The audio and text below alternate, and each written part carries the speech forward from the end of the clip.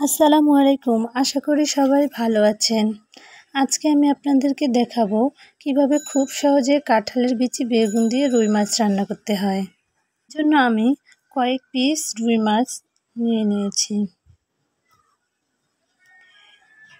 এছাড়াও পেঁয়াজ, কাঁঠালের বিচি এবং মরিচ নিয়ে নিয়েছি, আর নিয়ে নিয়েছি বেগুন।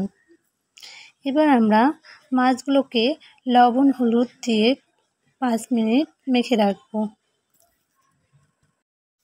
এবার আমরা চুলায় কড়াই বসিয়ে দেব। কড়াইটি গরম হয়ে আসলে এর মাঝে পরিমাণ মতো তেল দিয়ে দেব। মাছগুলো দিয়ে দেব। এক পাশ ভাজা হয়ে গেলে আমরা অপর পাশে উল্টিয়ে দেব। ভাজা হয়ে গেলে আমরা একটি প্লেটে তুলে নেব।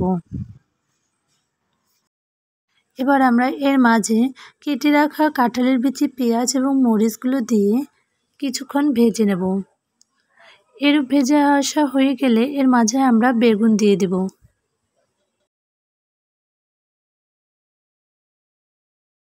দেওয়া হয়ে গেলে এর মাঝে আমরা 1 চামচ পরিমাণ হলুদের গুঁড়ো এবং 1 চামচ পরিমাণ লবণ দিয়ে দেব। দিয়ে কিছুক্ষণ সবগুলো উপকরণ ভালোভাবে মিশিয়ে ভেজে নেব। ভেজে নেওয়া হয়ে আসা পর্যন্ত অপেক্ষা করব।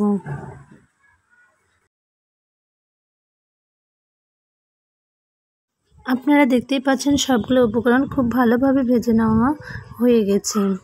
এবার আমরা এর মাঝে ভেজে রাখা মাছগুলোকে দিয়ে দেব।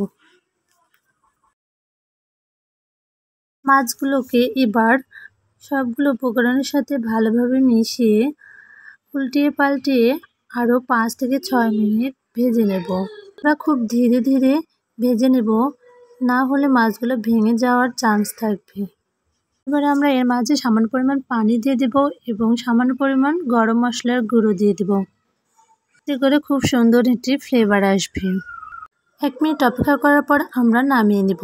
তৈরি হয়ে গেল খুব সহজেই বেগুন, কাঁঠালের বিচি এবং রুই মাছের ভাজি। ভিডিওটি আপনাদের খুব ভালো লেগেছে লাগলে অবশ্যই লাইক, কমেন্ট এবং সাবস্ক্রাইব করে পাশে থাকবেন।